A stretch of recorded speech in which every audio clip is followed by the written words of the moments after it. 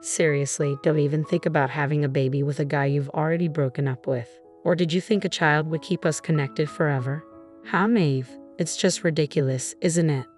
Looking back, breaking up was the best decision I ever made. Staying with someone so delusional would have kept me from the happiness I have now. Today, I want to share my unforgettable dark past and how I overcame it.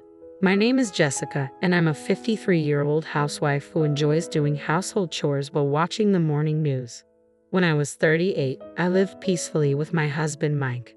However, around that time, a bit of unrest started to creep into our home. Mike began responding to me with intimidating indifference, saying things like, "So what?" or "and?" He'd cut me off with, "I'm busy right now," leaving me feeling dismissed and treated with disdain. It wasn't always like this. Mike used to be someone who loved to chat and would crack jokes to make me laugh whenever he had the chance. But then, something changed. It was such a sudden shift that I wondered if I had done something wrong, but I couldn't pinpoint anything specific. One day, I noticed a faint lipstick mark on the back of a shirt Mike had brought to the laundry. He had come home late from work that day, claiming he had to work overtime. Given that his office was male-dominated, it seemed unlikely that someone with lipstick had leaned against his back. If that were the case, it was too unsettling to consider. Could it be a woman? I wondered. Although I naturally jumped to that conclusion, a lipstick stain alone wasn't solid evidence. There could be countless explanations, like accidentally bumping into someone. I decided to wait a bit longer and observe Mike's behavior more closely. Ironically, paying just a little more attention revealed a slew of evidence of infidelity. For instance, Mike always got up around 2 a.m. to use the bathroom at night. I had never thought much of it before, but it turned out he was using that time to talk to a woman on the phone in the bathroom. I also started finding long strands of hair inside his suit jacket, and sometimes his handkerchief had traces of what appeared to be lipstick. The most damning piece of evidence was a tinted lip balm I found when I borrowed Mike's car for the first time in a while. It would be one thing if Mike used colored lip balm, but this was clearly not his. After 10 years of marriage, the frustration of seeing Mike being taken by someone else, combined with the loneliness and the resurgence of my affection for him, was overwhelming. Is there really no chance of starting over? Isn't there something I can do to make him notice me again? Isn't there a way to rekindle what has cooled off? Just as I was grappling with these thoughts, I discovered I was pregnant. I thought the timing of the pregnancy was a blessing from God. We didn't have children, and the monotony in our relationship might have contributed to Mike's affair. Maybe this pregnancy could be the chance for him to change. Holding on to that hope, I told Mike about the pregnancy, but then, what the heck? Give me a break. This is such a hassle. Let's just break up. I couldn't believe my ears. Looking back, I realized my judgment and expectations were too naive. The likelihood of a man who is cheating coming back is extremely rare. Life isn't like a TV drama where things just work out smoothly. But back then, I truly believed that since we married out of love, we could surely find our way back to each other. Is that really how you're going to respond? It's your child too. Even for the child, it's better if a dad like me isn't around. You've realized that too, haven't you? Seeing Mike's smirking face made my heart skip a beat. That I'm having an affair, pretending not to know about Mike's infidelity and hoping the pregnancy would magically fix everything felt like being pushed off a cliff. I had thought that revealing the affair would create tension and push Mike away for good, but that was another misjudgment. I wanted you to find out. I dropped so many hints, but you never said a word. I was at my wit's end. What I was waiting for you to say was, "This is unthinkable. Let's get a divorce." You really made me go through a lot of trouble. You're kidding, right? I wouldn't bother with such a hassle if it were a lie. I have a cute 24-year-old girlfriend now, a 38-year-old about to get fat from pregnancy. I have no use for you anymore. Here, take this as alimony or whatever. Just agree to the divorce, he said. I cried for 3 days and nights. Eventually, when Mike stopped coming home, I found the resolve to divorce. 5 years have passed since then. I was afraid of growing old and being single, but fortunately, I remarried my childhood friend Steve, also a divorcee. We lived modestly with our child Chloe. Steve had also been cheated on by his wife, making him a fellow survivor of a messy divorce. Sharing the same pain made life with him very comfortable. On our anniversary, Steve would book a fancy restaurant every year, and for my birthday, he would get me something slightly expensive. I felt cherished. I hoped these days would continue forever. As we celebrated another anniversary this year, it was supposed to be a delightful dinner at our usual upscale restaurant. Wow, Jessica, is that you? Mike gasped upon seeing my face. What? Why are you here? I couldn't hide my disgust. What a tragedy. I had accidentally run into Mike coming out of the restroom. What? I'm here for a business dinner. Unlike you, I'm busy, huh? Mike glanced over my shoulder and approached briskly. Wow, so you had the child, huh? The one you were pregnant with when we split? That's gross. He grabbed my child's hand, looked closely, and began to say outrageous things. Seriously, don't have the child of a guy you've broken up with. Oh, could it be that you couldn't forget about me, thinking that if you had a child, I'd never be able to cut ties with you? How naive is that? Hey, what do you say? Mike, grinning, seemed to be having a great time spitting the child around by the hand. The child's face twisted in distress, and he started crying out loud. Daddy, Mommy, help. Some stranger is taking me. There. I'm your daddy, and your mommy's right over there. You're just like her, a stupid child. Just as Mike blurted out those words, a man towering over 6 feet appeared from behind and forcefully grabbed Mike's arm. Excuse me, but that boy is mine. Mike's bewildered expression almost made me burst out laughing.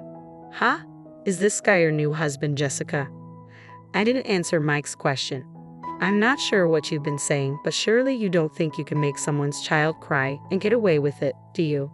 The tall man glared at Mike, a glimpse of a tattoo peeking out from his arm. Noticing it, Mike instantly turned pale. Wait, hey Jessica, tell your husband to stop. Excuse me, that woman is not my wife. Confused, Mike glanced back and forth between me, the man, and the screaming child. Whoa, what? Then who is this child? Before he knew it, the man had Mike's arms firmly bound. This man is a lunatic repeating nonsense. Someone call the staff. There's a man here harming a child. The man's outcry stirred the restaurant. What a day this turned out to be on such an important anniversary, I thought to myself with a smirk. It certainly became a memorable day, although unexpectedly. Waiter, over here. I saw this man forcibly grabbing a child's arm. I called out. My words left Mike gaping in shock. Wait, Jessica, what? What's going on? Seriously, I don't understand what's happening. As Mike frantically protested, I said, I am not that man's wife, and that child is neither mine nor yours. But he was right behind you. You were blocking the narrow passage to the restroom entrance, standing there like a post, preventing the boy from entering. He was simply following his father to the restroom, and you obstructed him. What? Really? Mike's face fell as he realized the gravity of his mistake. You might want to make people the butt of your jokes, but you should be careful about jumping to conclusions. Why don't you look around a bit more? Shut up. I don't need to be lectured by you. Indeed, my valuable words probably wouldn't reach someone like you. I'm not suspicious. Well, any man who approaches an unknown child, grabs their arm, and then uses baby talk like I'm your daddy is undoubtedly suspicious no matter how you look at it. But that was. And then you tell the woman in front of you, Mommy is right there, isn't she? Are you still under the impression that we're married? As I said this with a smirk, Mike turned red with anger and shouted, Don't mess with me. But the louder Mike's voice, the tighter the grip of the man holding him. Ow. Hey, man, back off. I'm innocent. Innocent. It's undeniable that you made my son cry, isn't it? But that was a misunderstanding. I quickly interjected. It's a fact that you misunderstood and grabbed someone else's son. Mike glared at me and said, You jerk. Yikes, getting glared at by a suspicious person. How scary, I responded sarcastically, feigning fear in my voice. This seemed to irritate Mike even more, and he began to struggle wildly against the man restraining him. Still thinking you and I are a couple, huh? Or could it be you haven't forgotten about me? I taunted, using the same accusation he had thrown at me earlier. Predictably, Mike got angrier, and sensing the danger, the tall man quickly pinned him to the floor. If you thought you could escape from me, you're sorely mistaken. While the man might have meant it lightly, the tattoo visible on his arm made the threat seem all too real. Mike must have thought, this might be the end for me today. Come on, Jessica, tell them it's a misunderstanding, Mike pleaded. But dragging someone else's child by the hand isn't just a misunderstanding, I retorted. I thought he was my child, Mike said, his voice breaking like a child's, which made me burst out laughing. You claim he is my child without even acknowledging or paying child support. Did we ever discuss acknowledgement or child support after our divorce? Well, no. But you knew I had no intention of acknowledging, which is why you never contacted me, right? Idiot. I wouldn't just let it go. If I had a child, I'd make sure you acknowledged and paid up one way or another. Then why? That time, the pregnancy test was wrong. I went to the gynecologist, and it turned out I wasn't pregnant, which solidified my decision to divorce. Yes, during those 3 days when the topic of divorce came up and Mike stopped coming home, it's true that I spent that time crying. But considering I might have had a child, I couldn't just divorce without clarification. So I first went to the gynecologist. I wanted to sort out alimony, child support, and future living expenses in my head, even if we were going to divorce. If avoiding the divorce would benefit the child, I was prepared to endure. However, at the gynecologist, there were no signs of pregnancy, but they did find a tumor on my ovary. During the surgery for that, I happened to share a room with Steve's mother. Steve and I were childhood friends, so I knew his parents well. Reuniting with Steve during his visits, we became close again. At one point, I thought of the pregnancy as a blessing from God to make things work with Mike, but in reality, it brought me to someone who made me realize that parting ways with Mike was the right decision. It also led to the early detection of my illness. Despite having one ovary removed, last year I gave birth to Chloe, my child with Steve. It may seem like I've been through a lot, but in truth, it's all been for the best. Upon learning everything, Mike turned pale and muttered, "No way, I got dumped by that woman." Needless to say, I couldn't help but laugh. It's no surprise a young woman wouldn't want to be with an aging man like him. At that moment, a police officer appeared. It seems someone from the restaurant had called them. Mike received a stern warning from the police. The misunderstanding was cleared up, and he apologized profusely to the child's family, preventing the situation from escalating. The scolding from the police seemed to have hit him hard. He even came to apologize to me. Since Mike doesn't know where I live now, he actually went to my parents' house to express his apologies to my mother. He admitted that the way we parted was the worst and that he was wrong.